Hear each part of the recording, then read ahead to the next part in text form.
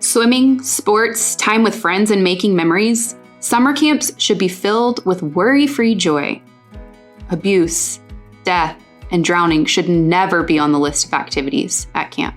Crime Stoppers has discovered or uncovered at least 1,000, 1,200 sex abuse crimes at camps. We all know that is a fraction of the reality, a fraction. If there were 1,000 sex abuse cases at, I'm just going to, Microsoft or the Walt Disney Company, would we be having perhaps a different discussion today? Probably. Who knows? Maybe not. It is unconscionable that this discussion has led us really nowhere, but it's a predatory playground. That's Doug Forbes and Elena Matyas. Their 6-year-old daughter, Roxie Forbes, tragically drowned at a summer camp in California. After Roxie's death, the California Department of Social Services determined that the camp Roxie died at was an illegal child care facility with fraudulently certified lifeguards. Today on The Balanced Voice, we sit down with Doug and Elena to discuss the dangers that can arise at summer camp and the lack of oversight of camp facilities. The issue of summer camp safety is near and dear to our hearts here at Crime Stoppers because we successfully partnered with Representative Murphy to get a summer camp safety bill passed in Texas in 2019.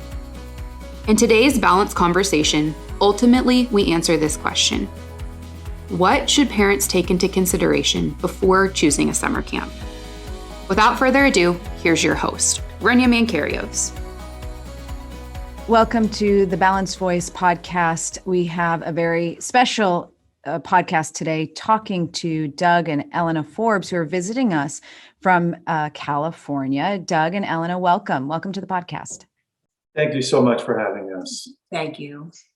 So Doug, you and I got connected not too long ago. You sent me a text. I almost drove off the road when I read it because you shared with me such a horrific loss that you and your wife had endured.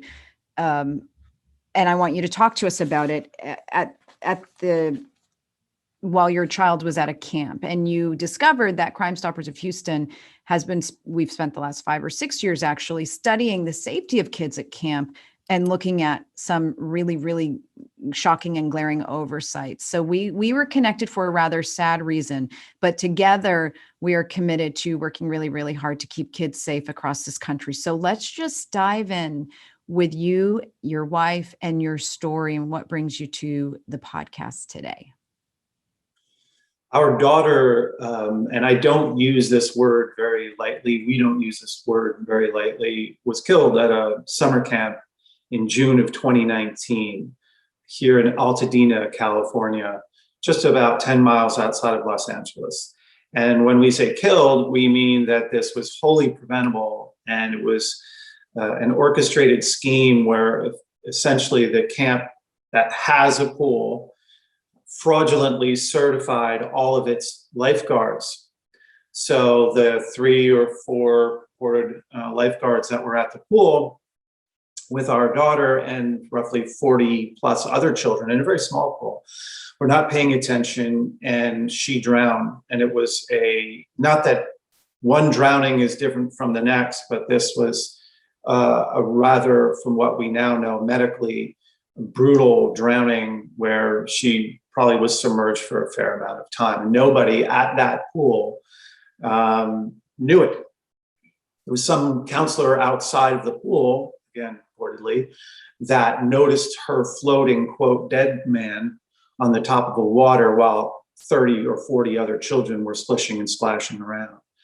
So that day became the defining moment of our lives and the beginning of a new life that my wife and I, Elena and I, do not want to live without her. She was the center of our universe.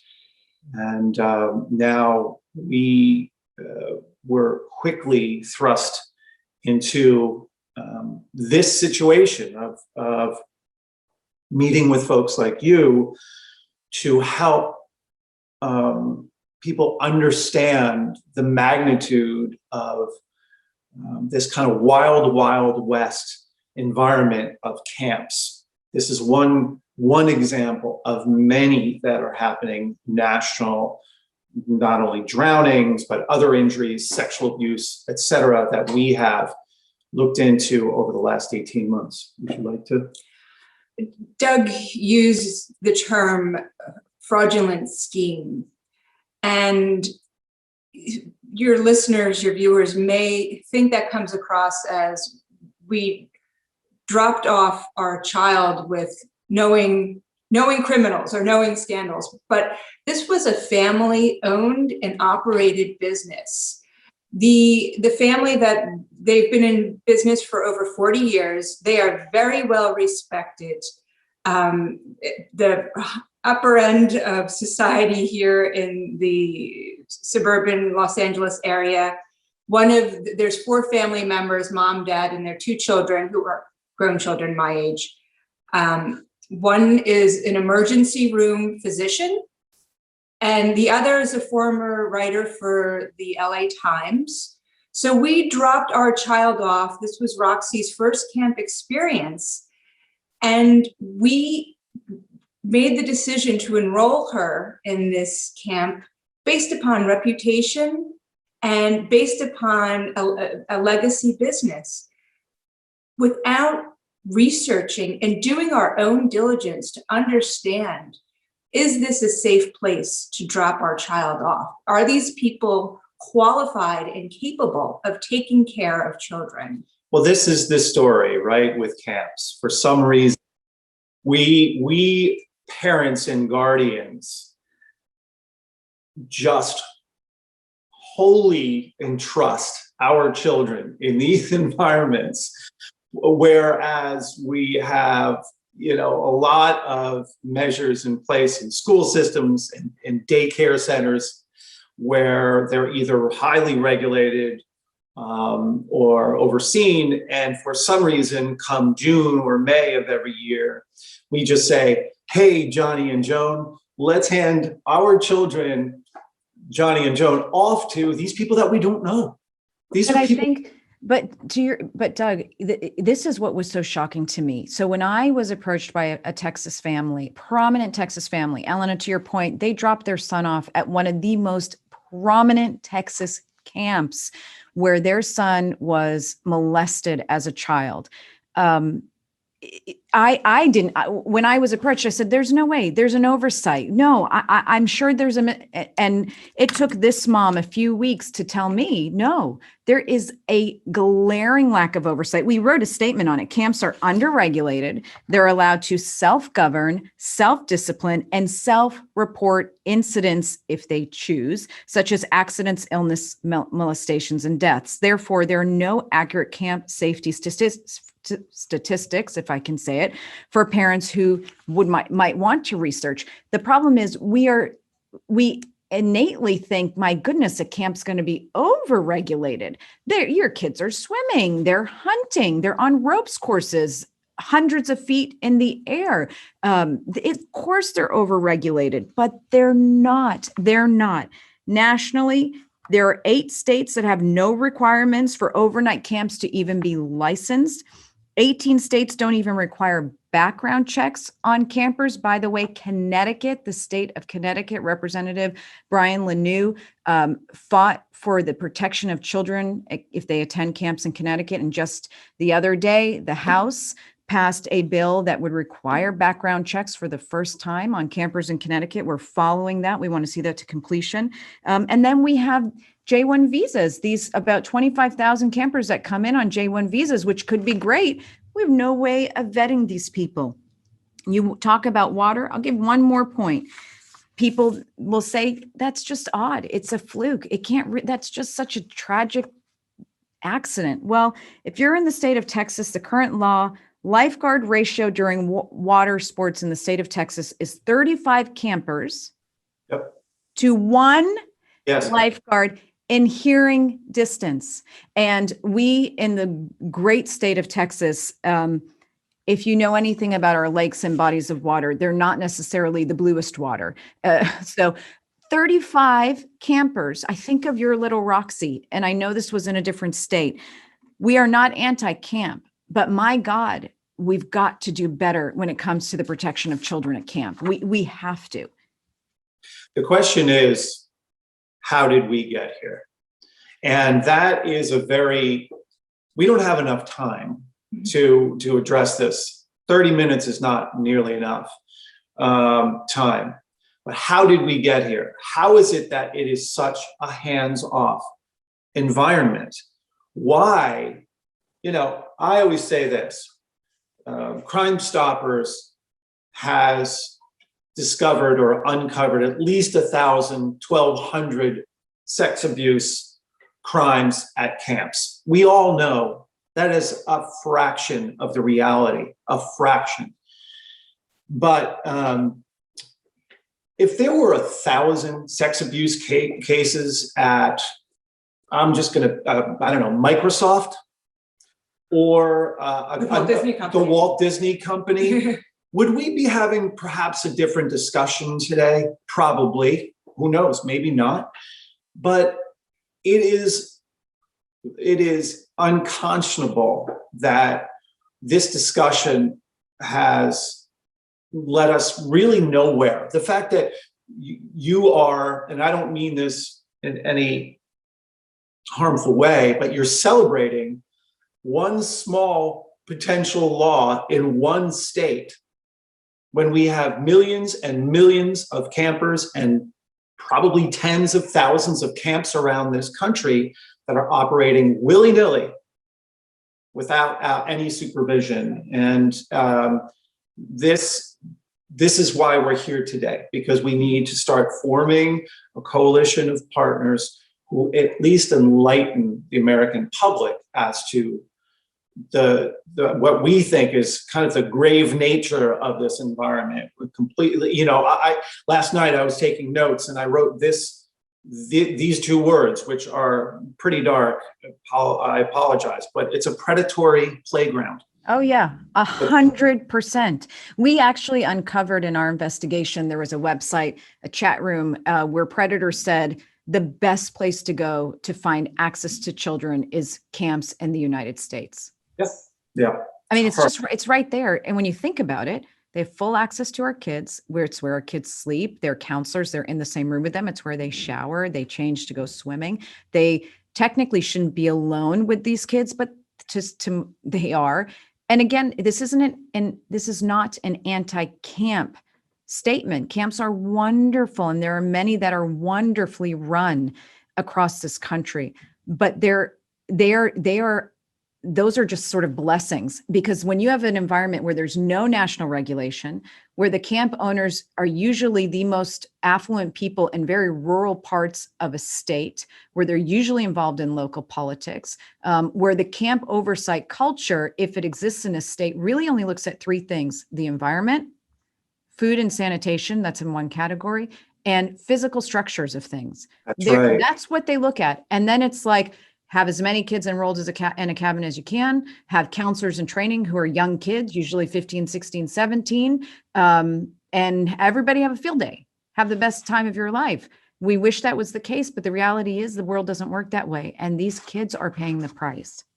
Rania, children are watching children, right? Yes. That's the vast majority of how this industry works, is that you have children watching children.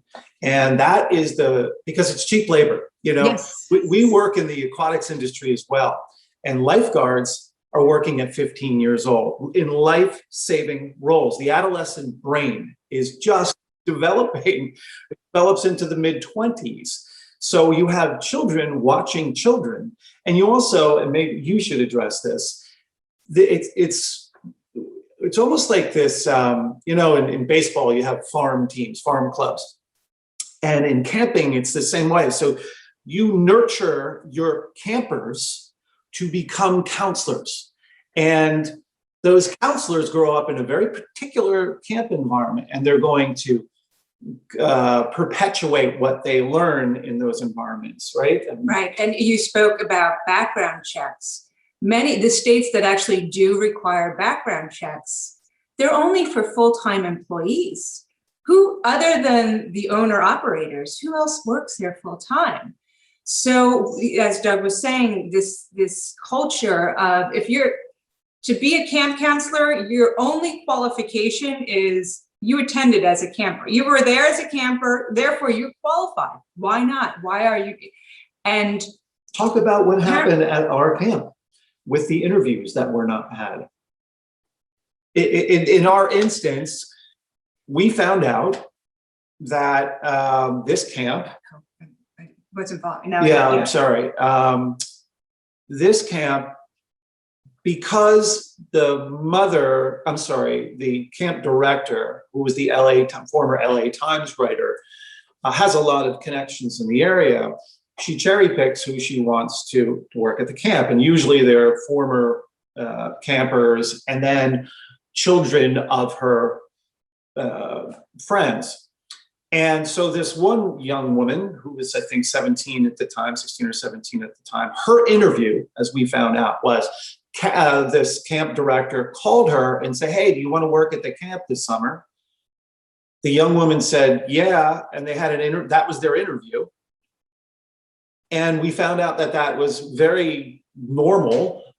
You have kids with absolutely zero childcare experience, right? I mean, maybe they babysat once in a while, but then they are taking over. In this case, there were 1,000 kids, roughly 1,000 kids that went to this camp during the summer.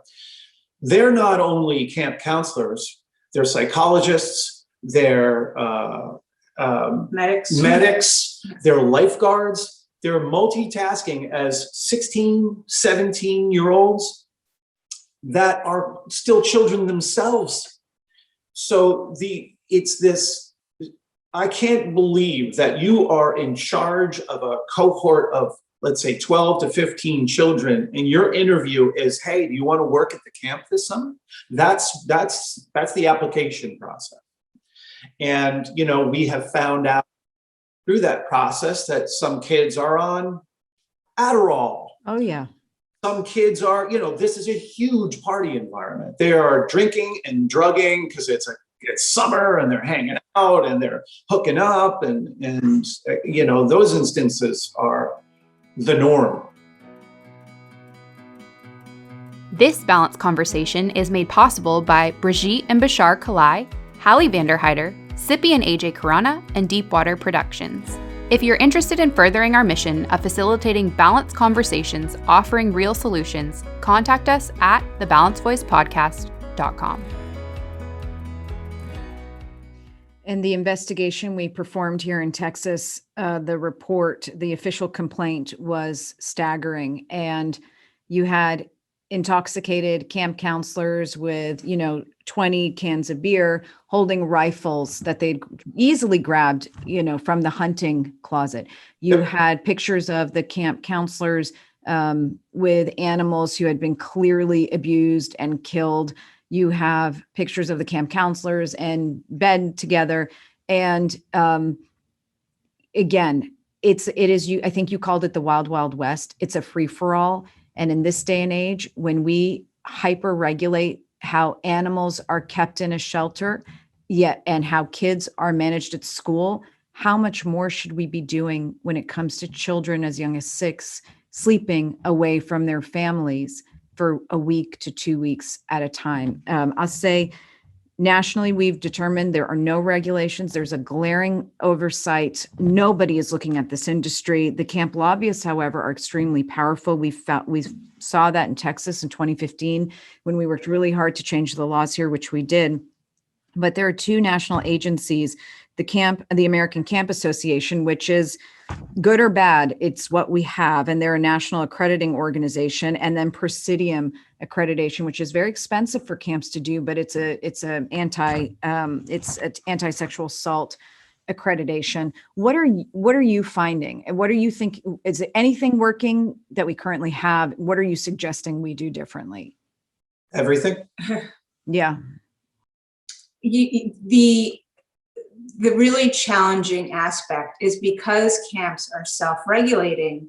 When there is a tragedy, there's no governing body that can shut them down. Roxie drowned at 9:30 in the morning. The camp did not close that day or any day thereafter. So a death is normalized. An abuse, sexual abuse, that camp didn't shut down in your situation. So it becomes normalized, and it gives parents this perception that, oh, if nothing's being done, if law enforcement isn't doing anything, it must have been a really particular situation where my child's not at risk. It was just that kid. Something went wrong with that kid. So there is a need, a urgent need for law enforcement and for government regulation to have the ability to investigate when something goes wrong, to investigate and to protect not only the victim, but every other child that witnessed, and not only the campers, but the young adults who are working there. I'm going to get granular. The day of Roxie's death, the camp owners sent out a memo to their thousands and thousands of people immediately, actually, after she was rushed to the hospital. They actually wrote us while we are in the hospital, put us on this list and said, hey, we're about to send this release out to all of our families. What do you think about this? Now, we're looking at our bloated blue child with her eyes half open, clearly dead, and we're getting this email. And so we didn't respond, and she sent this memo out.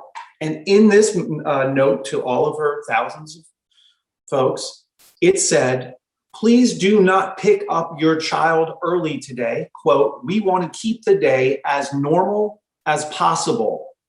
Now, it's one thing that our child was killed, but then you have 40 other children who are in that pool, clearly going to suffer trauma, and we know that happened. Then you have, Ronnie, what we're seeing as this kind of structural, this model in the camp industry. This director called the American Camp Association, kept on checking in with us. Is she alive? Is she alive? Is she alive? Then we finally said, listen, Roxie died today. And please, enough is enough. She immediately called the American Camp Association looking for advice on how to deal with this in a public relations. Yeah, the PR angle seems to become the number one issue. It's the PR. And they all answer the same way. We're looking into it, thoughts and prayers, but family has requested privacy. And the family has requested privacy, which is the perfect way to shut us down and shut us out. And so they have this script. There's no doubt about it. We've seen it multiple times because we've seen this in other camps in the area that everybody follows. And quite frankly, our experience with the American Camp Association is as bad as it gets. We found out that, the CEO himself, and I have this in writing, he just flat out lied to me about what he knew and what he didn't know. Tom Rosenberg. And then, because I had conversations with Tom Rosenberg, we had conversations with him. And then on top of it, what did they do? This particular camp that now is under investigation, homicide detectives, etc., they say, oh my goodness, we have to become an American Camp accredited partner. They were just a member. And what does the American Camp Association says? Sure, give us your $4,500, which violates their bylaws or whatever, which says we can't accept membership or accreditation from anybody that's going through a criminal investigation. They did. We have the check. We have the canceled check. We know that they accepted $4,500 from this camp, and this camp is on its way to being accredited by the American Camp Association, as far as we know. This is a camp that has admitted to committing fraud and many other things. So it's a systemic issue. So if we're only now, if we only have the American Camp Association as the educational body and the accreditation body, in addition to WAKE, Western Association of Independent Camps, that's a huge problem. We need a third party to kind of look at this situation and be able to think, who Ronnie, who do we go to? Yeah. Is it you, Crime Stoppers? I mean, who does a family, there are thousands of families that are going to suffer issues this year, right? Who do we go to? And that's what led this camp family, this victimized family, to us, because they said we actually have tried and gotten completely shut out by everybody in the camping industry, completely shut out, almost prosecuted, to be very honest. If you look at what they went through, made to be the problem as opposed to be the victims that need to be handled.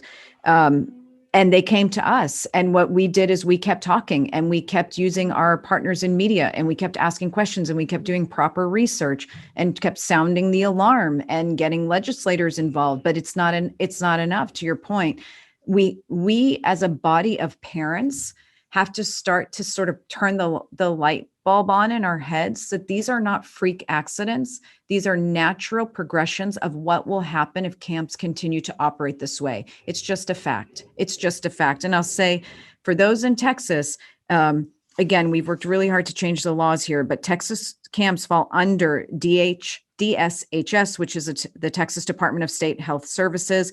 They run the licensing and inspections. There's a youth camp advisory board, but last we checked, it's predominantly run by people who benefit financially from camps. So they have no incentive to do anything that will restrain or create a fiscal problem or criminal repercussions for a camp. So we have a tremendous amount of work to do in this state and across the country. We were bullied, and we do not use this term lightly, bullied by the camp lobbyists.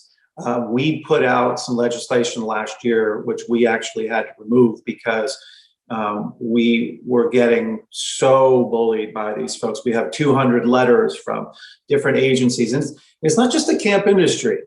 It's things that are related to the camp industry, like the National Rifle Association and like other parties, Parks and Recs. And we had the county health associations that say, oh, no. We can't go and inspect camps. We don't have the resources to do that. So we're going to lobby against you folks because you're asking for these unreasonable needs. We became public very shortly after Roxie's death and discovering this glaring oversight in the law, and started to publicize with our local politicians that we wanted to advance legislation. We were preyed upon by lobbyists who reached out, and we're in the haze of our grief. This is within 60 days of Roxie's death. At the weakest moment of our lives, we were preyed upon, thinking that these people would be our allies. And it took some outsiders, some entrusting friends to say, just be mindful of who you're dealing with. And we quickly realized that they were using us to try to advance legislation that would benefit camp operators and do nothing to protect children. How though? What do you mean by that? We in the state of California, overnight camps require a permit, not a license, it's a permit. And as you mentioned, focusing on the facilities, focusing on the structures. If you are accredited by the American Camp Association, that serves as a proxy for state regulation. So all you need is ACA. You could either have a Department of Health inspection or just show your accreditation documentation. And can you hear the cha-ching, cha-ching, Yeah. cha-ching? Yes. Yes. So, and in California, that only applies to overnight camps. So the lobbyists that approached us said, let's have that expanded to day camps. So therefore, the ACA is going to benefit from more accreditations. The ACA is a nonprofit that exists and is funded by the camps that it accredits.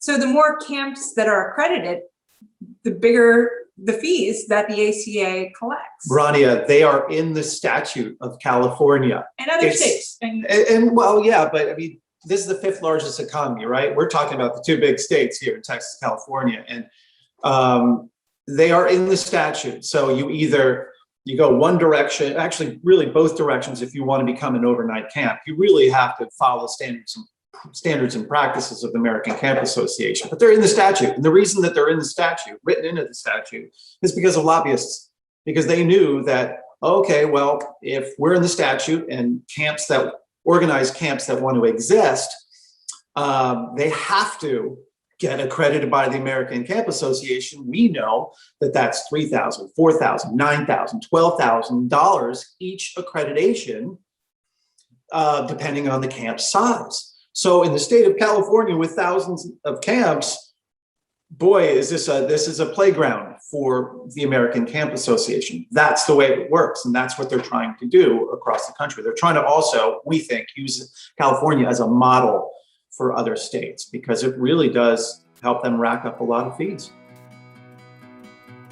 Did you know that Crime Stoppers of Houston offers free safety presentations to people of all ages? Through our Safe Community Program and Safe School Institute, we work to educate students, parents, law enforcement, and the community at large about the best ways to stay safe every day. We cover topics such as cyber safety, human trafficking awareness, situational awareness, and so much more. To view our list of offerings or request a virtual or in-person presentation, visit crime-stoppers.org/presentation_request. And every parent needs to stand up and start digging and asking questions and being relentless in their pursuit, making it clear that they're starting to understand the background, the systemic issues, as you said, Elena, or Doug, in the camping industry, and relentlessly demand the protection of their children above all else. And we've always felt that as long as things operate in the shadows, they can go as dark and as deep and as wide and as far reaching as they want to. But once we start exposing them, it becomes much more difficult. And I can't imagine one parent that's thinking of sending their kids to camp this summer that's saying, this doesn't bother me. I'm fine. I mean, this should be and continue to be an eye-opening aha moment discussion. And I just need to interject. Yes. We're going to healthily push back. The camp that is responsible for our child's death is opening in 2 weeks. It's being investigated by the state's attorney general. Yet it is due to a loophole. It is opening in 2 weeks. That means that they've had plenty of people say, and listen, we're on the news relatively frequently. We do a lot of advocacy work, and it's a region that that this story is pretty well known in this region. Folks are still sending their kids to this camp, and this camp, only weeks after killing our child, put another child in the hospital with a very serious injury. And so parents do not do, as Elena said earlier, we implore folks, and you said, to do their own due diligence. It's just, we're not seeing it. We're not seeing enough of it, and we're not seeing the effects, and we're wondering why. Why is it that parents are just saying, I just need childcare. It's not going to happen to me. It's not going to happen to me, until it does happen to them. There's also this allegiance. Many families send their kids to the same camp that they attended, or it's a religious-based camp, and families are so intertwined with their religious communities. They don't want to upset the apple cart. They don't want to question these facilities that they want to believe that these places are good for their children, good and safe places for their children. As you guys continue your advocacy work, we are excited to be partnering with you to do whatever we can to support your mission. I'll say we, in terms of our organization, are not going to let this issue go. Again, we're not anti-camping. We think camping is wonderful, but it's got to be as safe as it can possibly be for the children. And it will require restructuring. It will require some financial expenses on the part of camp owners. And if you want to take care of my kid for 7 days, 12 days, day in, day out in the water where you have guns, where you are swimming, where you are doing a bunch of things, if you don't want to put the investment in to do everything you can to keep my child safe, then I am not going to send my child there. It's that simple. So many things that we've been talking about, requirements that we've specifically looked at for counselors, for people coming here on J-1 visas, for legislative changes, for accreditation, for how to report. We are going to continue to follow. But how do people stay in touch with you guys and look at what you're doing? Because you two are specifically working on a lot of things right now. Yeah, it's really this intersection of aquatics and camp safety, but they can reach us through our website primarily, which is meowmeowfoundation.org. You can email Elena and I around the clock. We are available all the time to anybody who has a story or information. And unfortunately, we hear too many stories like the ones we're discussing, frankly. But we are available around the clock, and we are going to work with Crime Stoppers to make sure that, in fact, we have to request this of you. Please, can you open up a branch in Los Angeles, California? There is one actually, and we can work. So we are proud to be the largest in the country, and we'll offline with you on how that works. But yes, we will partner. We partner with all Crime Stoppers across the state, across the country, and into Canada. So yes, we will do whatever is required. We keep saying, not one kid at school, at camp, at home should ever have to feel victimized, hurt, or tortured, killed, or anything in any way. So we'll do whatever we can to help wherever the need is.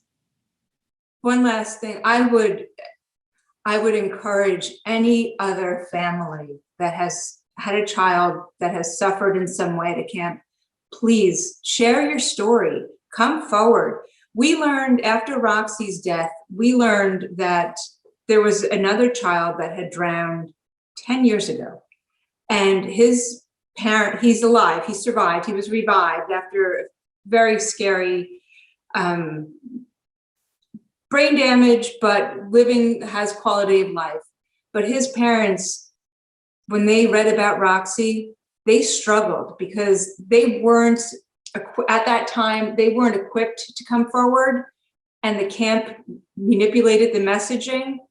If we would have heard that, we would have thought twice. So please make your stories known. And we're working on, a little background, we're working on a support service so that people can in fact call us. We can refer them to individuals who can help them not only emotionally, but prepare them to become advocates, because we need more advocates too. We looked around, Ronnie, and outside of you, we don't know of any other foundations that are doing this work around the country.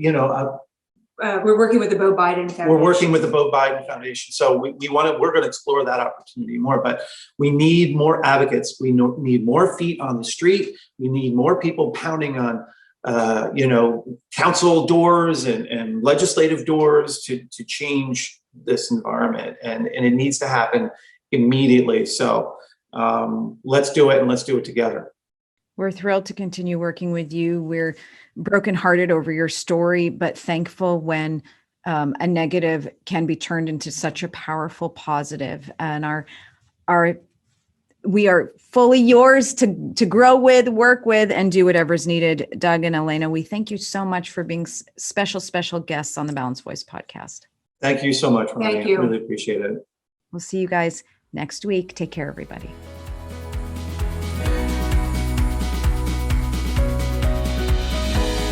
Thanks for tuning in to today's Balanced Conversation. You can find real solutions and tangible resources in our show notes at thebalancedvoicepodcast.com. To join the conversation, follow us on Instagram at The Balanced Voice Podcast and on Twitter at @BalancedVoice_. Stay up to date on Runya's work by following her at The Runya Report, and we can't wait to see you next week for another Balanced Conversation.